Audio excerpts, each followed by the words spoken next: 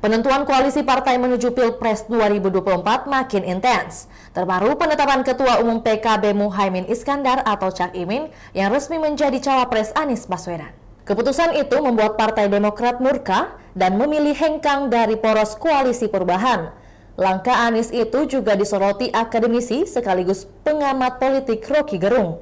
Di luar urusan Anies mendapatkan banyak kerugian, duel Anies Cak Imin akan menguatkan suara di Jawa Timur sebagai daerah dengan basis pemilih terbesar. Menurut Rocky Gerung, keputusan tersebut akan membuat Capres Prabowo Subianto khawatir akan kehilangan suara di Jawa Timur.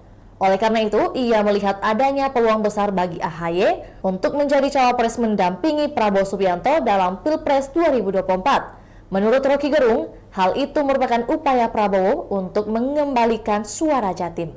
Awal dari perselisihan ini, kan waktu Anies mengucapkan perubahan, itu SBY menyambut itu sebagai sikap etis. Jadi sebetulnya memang diperlukan pemimpin yang harus secara frontal menjadi antitesis dari Pak Jokowi. Tapi pada waktu itu belum dihitung apakah yang etis itu juga masuk akal atau possible secara politis. Kan itu hitungannya itu.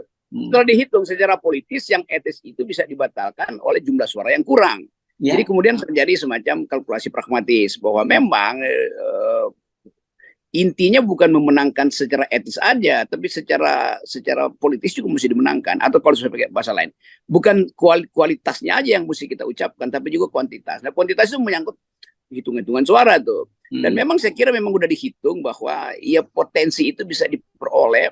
Yang etis itu harus menumpang pada yang politis, kira-kira begitu. Karena yang politis itu hanya mungkin diperoleh kalau Jawa Tengah dan Jawa Timur dimenangkan oleh Anies tuh. Walaupun saya pada awalnya merasa ya udah nggak perlu aja pertimbangan itu. Bahkan saya dorong kan bahwa kalau Anies dihalangi, bikin aja people power, lalu semua orang marah. Padahal sebetulnya yang etis itu memang harus lewat people power.